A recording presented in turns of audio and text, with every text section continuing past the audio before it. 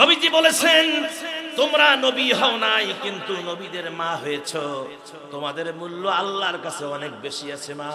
নবীজি হাদিস বর্ণনা করেছেন, যে মহিলা মাত্র 3টা কাজ করবে, 4টা কাজ করবে, কয়টা?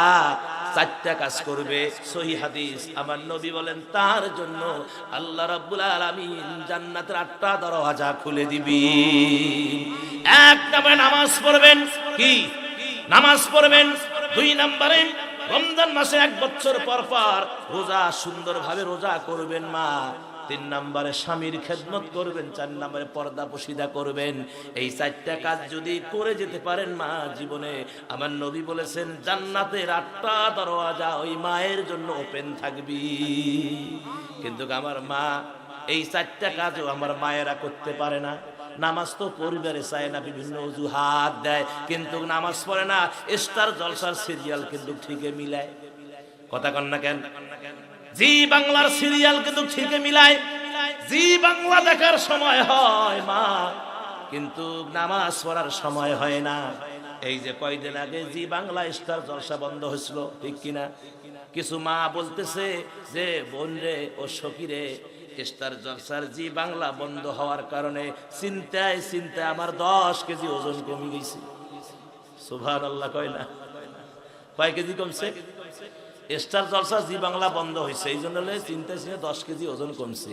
হায় রে কপাল পোড়ার জাত। হ্যাঁ, এই তুমি কোন মায়ের সন্তান, কোন বাবার সন্তান? স্টার জলসা জি বাংলা যেতে ওজন কমে গেল। হ্যাঁ, যদি কইতা যে তাহাজ্জুদ নামাজ পড়ি, কোরআন তেলাওয়াত করি, তারপরে ইবাদত করতে করতে ওজন কমে গেছে, তা তো একটা মানা যাইতো। কথা কোন ঠিক কিনা? আমার মায়েরা এ সমস্ত কথা বলবেন না মা, খুব মনোযোগ দেন। স্বামী স্ত্রীর মধ্যে মহব্বত শুধু আপনাদেরই নয়, আমার নবীর ছিল। কথা বলেন ঠিক কিনা? আমার নবী যখন বাহিরে যাইতেন, আমার মায়েরা এমনি কি তারা জান্নাতের মেহমান হয়েছেন। নবী যখন বাহিরে যাইতেন, আমার বন্ধুগণ, একদিন নবী অনেক রাইতে বাড়িতে আসলেন, এসে হযরতে খাদিজার দরওয়াজায় নক করলেন। খাদিজা দরওয়াজাটা খুলে দিলেন। হুজুর ঘরের ভিতরে ঢুকে অবাক হয়ে গেলেন, বললেন, খাদিজা এই সময় কি কোনো মানুষ জাগনা থাকে নাকি? ও খাদিজা, তুমি কি ঘুমাও নাই? খাদিজা বললেন, নবী গো, শুধু আজকে কেন গো নবী, আপনি যতদিন বাইরে থাকেন আমি খাদিজা বিছানায় গা দেই না। আমি যদি ঘুমিয়ে যাই, আপনি কষ্ট করে এসে বলবেন, খাদিজা ওঠো, খাদিজা ওঠো। আমার প্রাণের নবী বড় কষ্ট পাবেন, আমার বেয়াদবি হয়ে যাবে, আমি গুনাহগার হয়ে যাব। বিধায় নবী গো, আপনি যতদিন বাহিরে থাকেন, আপনি না আসা পর্যন্ত আমি খাদিজা এই দরওয়াজায় পিঠ লাগায় লাগায় দাঁড়িয়ে থাকি, আমার নবীর জন্য অপেক্ষা করতে থাকি। জোরে কোন সুবহানাল্লাহ। এ মাম, এ বল্টুর মা, আপনার খবর কি? আপনার স্বামী আসে কালাই থেকে কষ্ট করে রাত 2টায় ব্যবসা করে। আমার ভাইজান এসে বলে, বল্টুর মা, বল্টুর মা দরজা খোলো, বল্টুর মা। বল্টুর মা ওঠে না রে বাবা, রে বাবা, ঘুম একেবারে নাকের ডুডান। বল্টুর মা ওঠে না। এই দরজা খোলো, দরজা দরজা। তারপরে কোনো মতে উঠিয়ে কুত্তে যেমন ছাই থেকে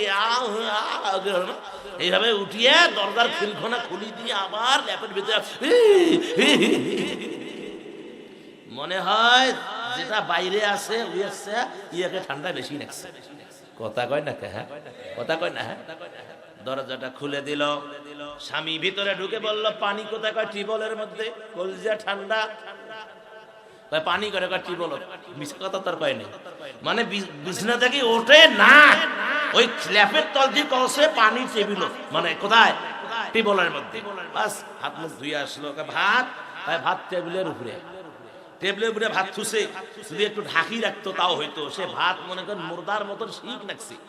বাইগনের ভর্তা, বেগুনের ভর্তা, আর আলুর ভর্তা, আর মুসলি কালার ডাইল, একেবারে মেজাজ গরম।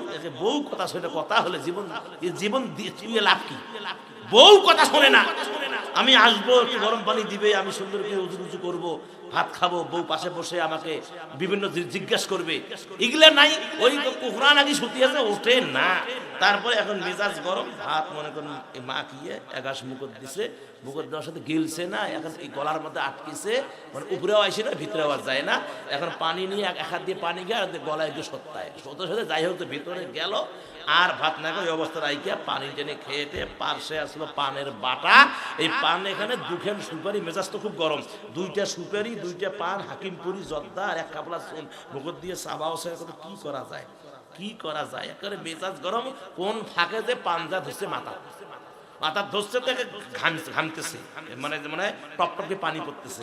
রাগ করে পেন্টি খান কটে খানা, যেই কেছে পেন্টি কটে, মানে বল্টুর বাপ একে লাভ, বল্টুর মা লাভ দিয়ে উঠি গায়ে, মহিলা কখনই উঠছ,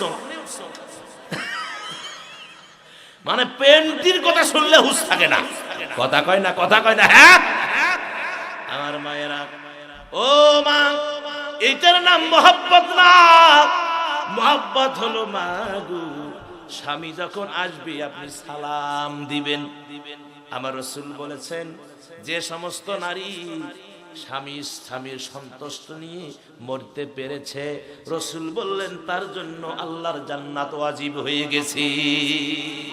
এ মা, শুধু তাই নয়, স্বামী যখন বাড়িতে আসবে মাগু, একটা গ্লাস পানি দিবেন স্বামীর হাতে, স্বামী পানিটুকু পান করে গ্লাসটা রেখে দিবে। রাসূল বললেন, এই যে পানিটুকু মাস তার স্বামীকে দিল, আল্লাহ রাব্বুল আলামিন ডাক দিয়ে বলে, নবী গো, এর ফজিলতটা দিয়ে দেন, সওয়াব কত।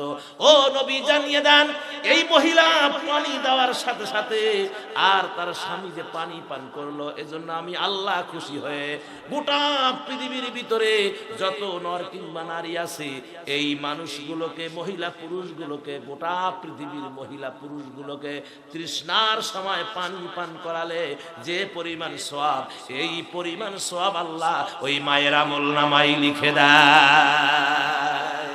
মা, খেয়াল করেন কত বড় সওয়াবের ভাগীদার আপনি।